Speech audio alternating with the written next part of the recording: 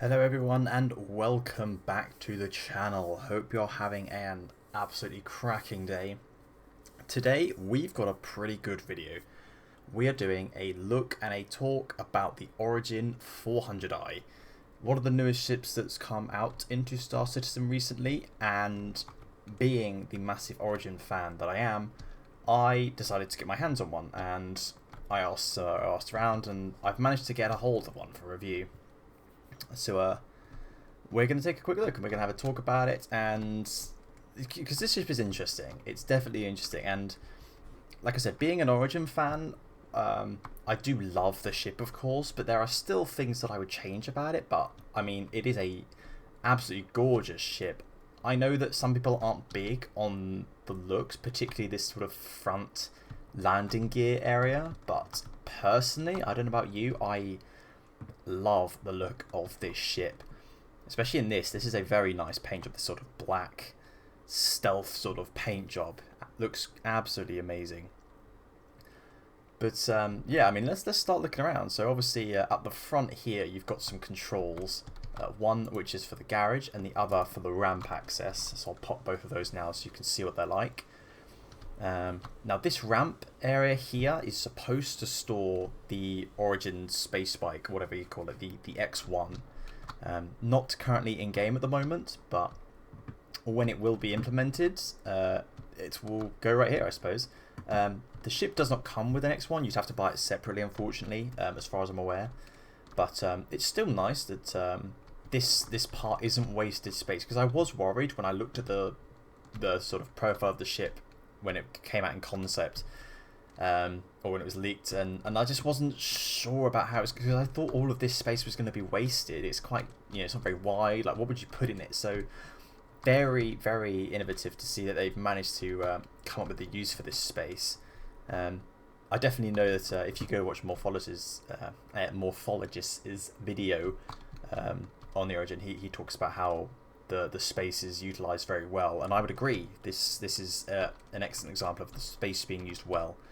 But anyway, yeah, a little button there to help you go up if for some reason you want to go up in the garage. But yeah, so that's really nice that you don't have to sacrifice any of your cargo space to bring along here a nice little ground vehicle. So anyway, we'll put that back up. Love the animation as well, how this sort of the metal arm folds away, and all the metal panels tuck. Very nice, very, very nice indeed. But yeah, anyway, let's go up the entrance. Nice flight of stairs, and then we'll close that up. Love how this also these panels come and close, so you can already walk over here into the lockers while the ramp's closing. Very nice. But yeah, here we are in the ship, the front section, I suppose, where you'd access everything. Got the airlock over here. Not functional yet, of course, but in the future when ship-to-ship and space station-to-ship docking comes in, that'll be very useful. And then, of course, you've got some storage lockers over here for weapons, suits, that kind of stuff.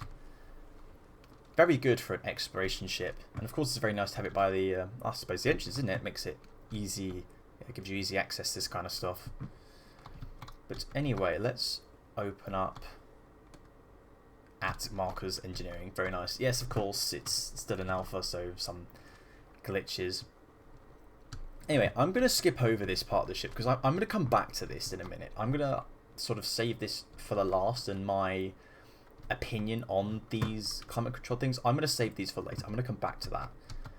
Anyway, let's take a quick hop in the cargo area. Now, standing in the corner here, for a ship this size, this is actually pretty big. Well, at least you'd think it's pretty big. It only holds about 42 SU of cargo, which in comparison to the Cutlass Black, which is a much smaller ship, that ship holds 46, I believe. So only a smidge more, but a far smaller ship holds a lot more cargo than this. Now, is that a problem? Well, yes and no. No, because that's not this ship's primary role. This ship's primary role is an exploration ship, first and foremost, which means it will need some cargo capacity for supplies, etc. in this case, I've just chucked a little grey cat in it, which, if you're curious, you could easily fit 2 in, I reckon. Not sure why you'd carry this, of course, if you had an X1 up front, but yeah, the option's there if you want it.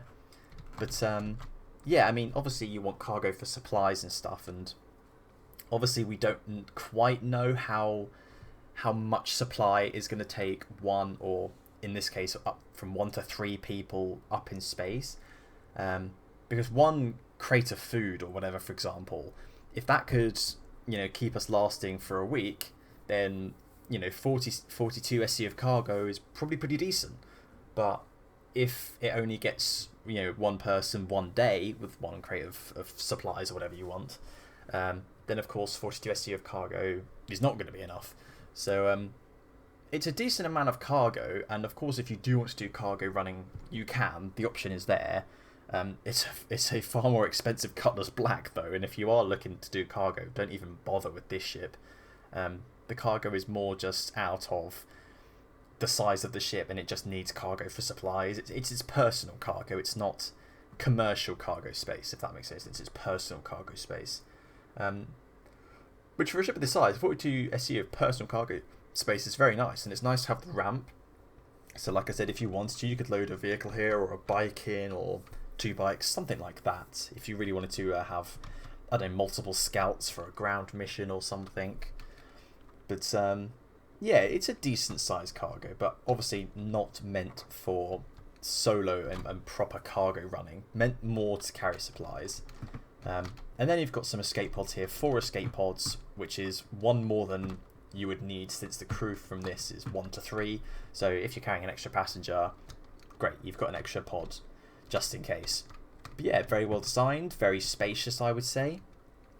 Yeah, I don't really have many complaints about this space. Very decent, very nice. Anyway, let's head back this way, and let's go up this nifty little elevator. Now, there are some graphical issues, as you can see here, a bit of a glitch, but we will ignore that for the time being and talk about the cockpit, or bridge, I suppose. First of all, the viewing angles are incredible. As you would expect, I suppose, from both an Origin ship and an Exploration ship, you would expect both to have very, very nice viewing angles. But of course, no struts, a nice sort of wraparound glass panel. Visibility in this ship is incredible.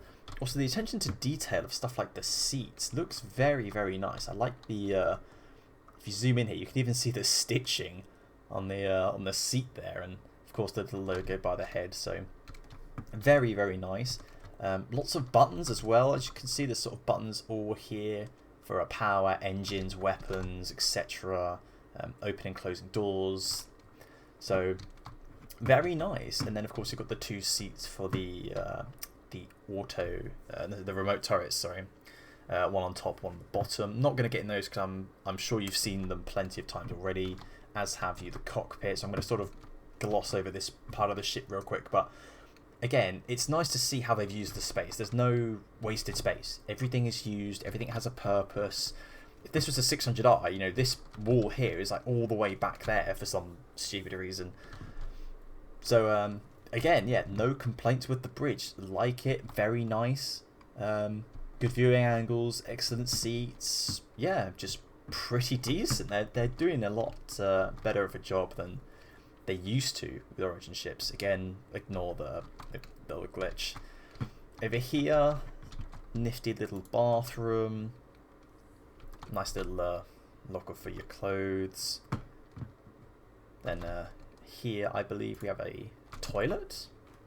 Oh, and that's the door. Hey, there we go. Pop out toilet roll. Nifty. Fun. Not useful quite yet, I'm afraid, but I'm sure pooing mechanics will come in very soon. And then, again, sorry about the glitches, but Star Citizen. And then here is the crew quarters. 2 extra beds, some storage area under here, which I believe you can open. Yeah, there you go. Nice little locker. And it's also nice that there are little windows out here. Unfortunately, you can't see much because it's starting to get dark, but yeah, it's nice that you've got some little kind of portholes like you would on a yacht or something. And then, of course, I've got some storage locker for the personnel, hang on some clothes, keepsakes, nice little bedside with some books. A very comfortable space, I would say. Nice little plant as well. So, yeah, another well-designed, well-used space. Very cozy. And then across from the crew quarters, we have the captain's quarters. Very nice. Not as luxurious as the 600 eyes, I will admit. And of course, if you are the captain of this ship, you are going to be perhaps a bit jealous if your mate has a 600 eye. But in terms of captain's quarters and as captain's quarters go, this is very nice.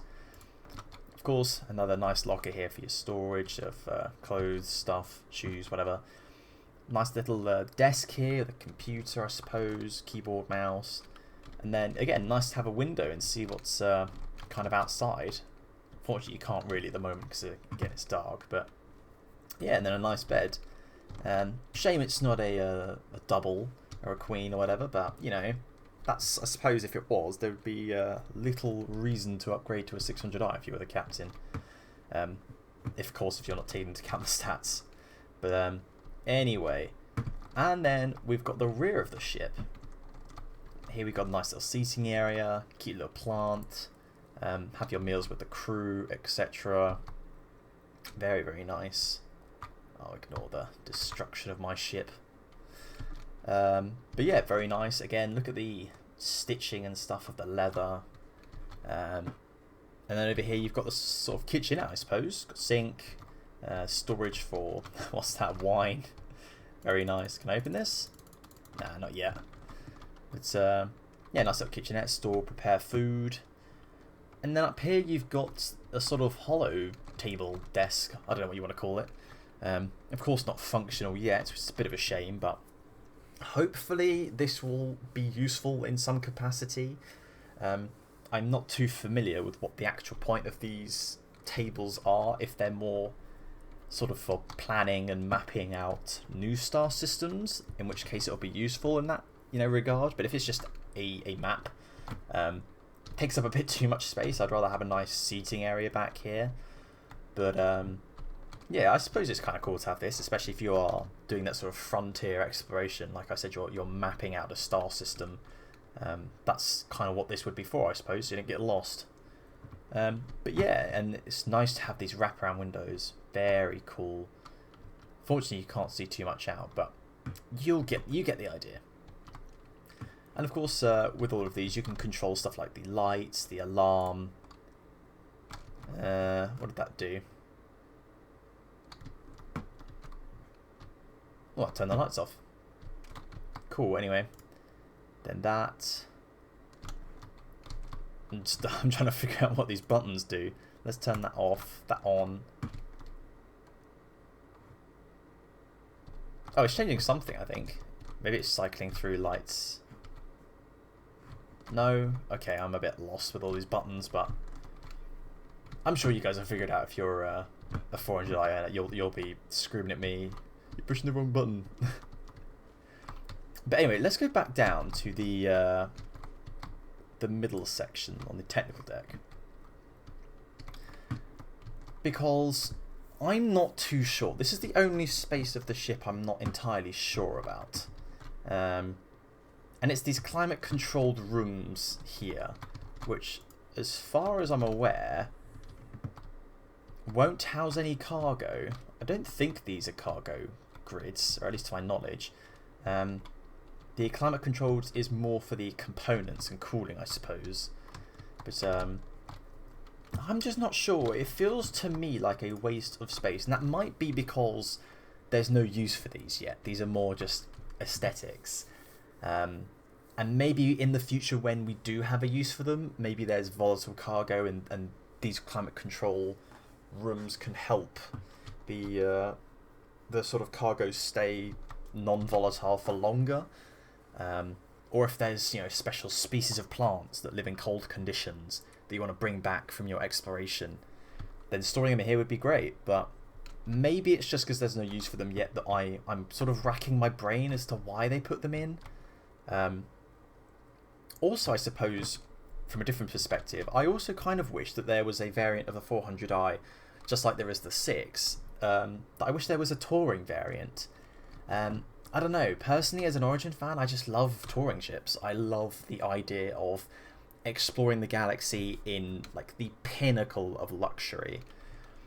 And yeah, I don't know, I could just see like this being a very nice sort of living space. Put a nice wood floor in here, have a couch over there, and a TV, a sofa, a pool table. You kind of get the idea. And to me, these just seem like a waste of space. But that may just be because they're not being used for anything, or they're not useful yet. And I will probably be wrong in the future when, you know, a use comes up, and I'm sure they will be invaluable in exploration terms.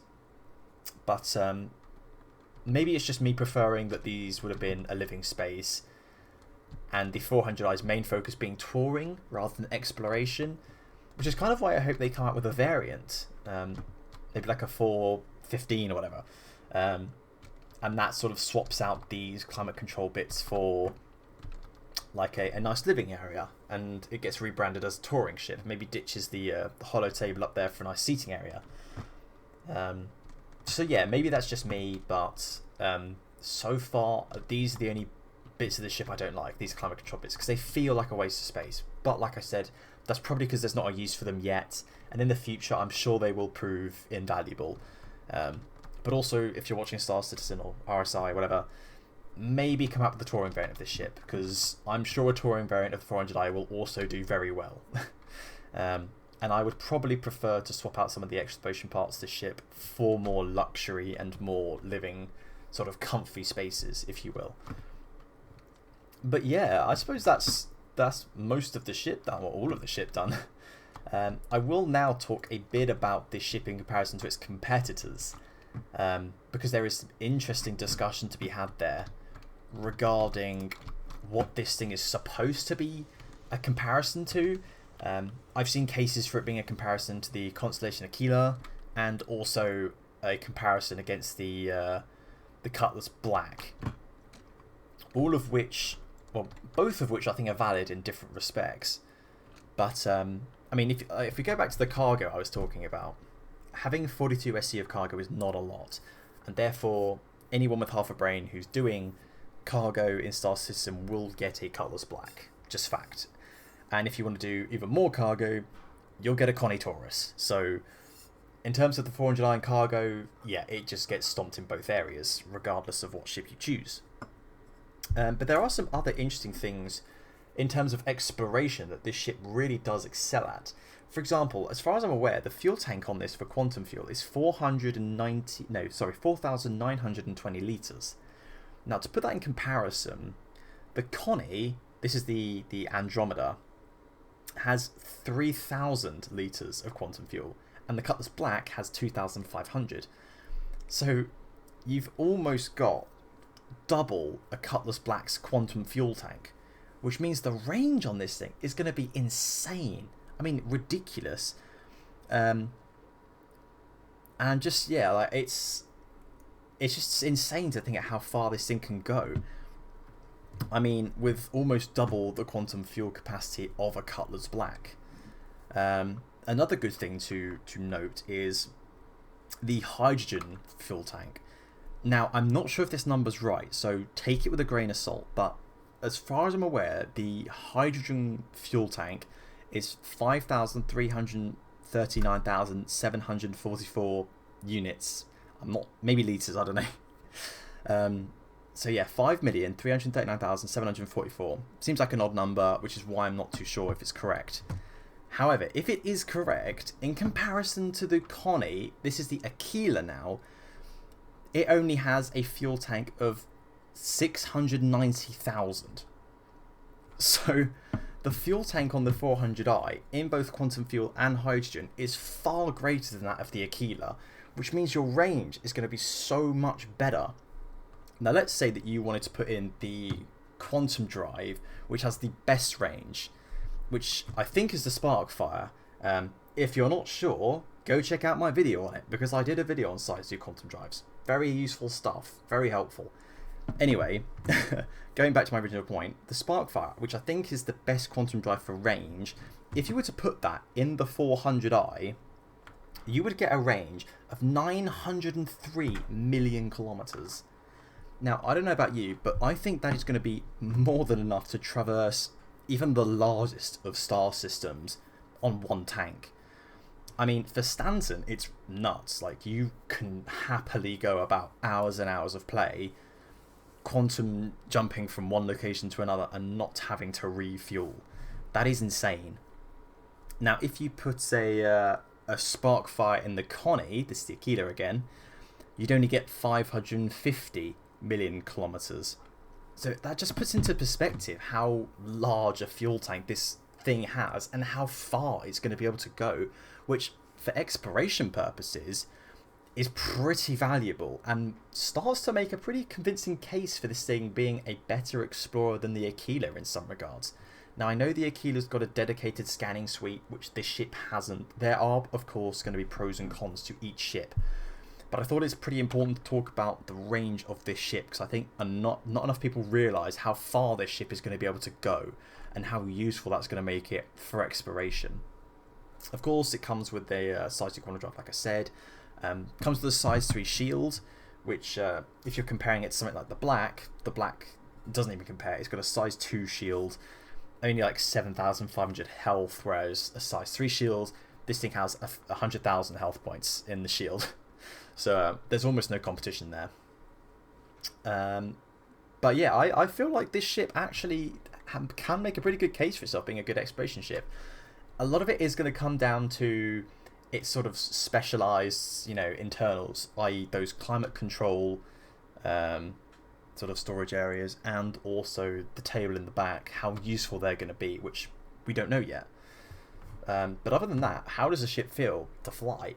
It feels great. It feels smooth. It feels pretty responsive. I mean, it is an Origin ship, so you'd expect a pretty high quality, flying ship. But it does feel really nice to fly, I will admit. Very smooth.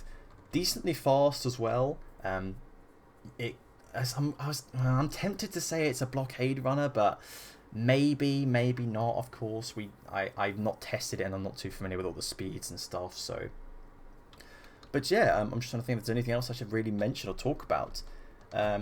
Of course, I think it's got size 4 weapon mounts, which have size 3 gimbals on. I may be wrong, but let's be honest, this ship is not meant for combat. It is meant for exploration, touring, luxury, awesomeness. But yeah, anyway, I hope that's covered everything I'd like to talk about. If you have any questions, please pose them in the comments and I will try and get back to you as best I can. But yeah, anyway, thank you guys so much for watching. I hope you've enjoyed this video. It's been really nice to talk about this ship, being an Origin fanboy that I am. But yeah, if you'd like more videos and want me to talk about more ships, then please, again, mention it in the comments. I'd happily do a video on it. But yeah, other than that, thank you guys so much for watching, and I will see you guys later.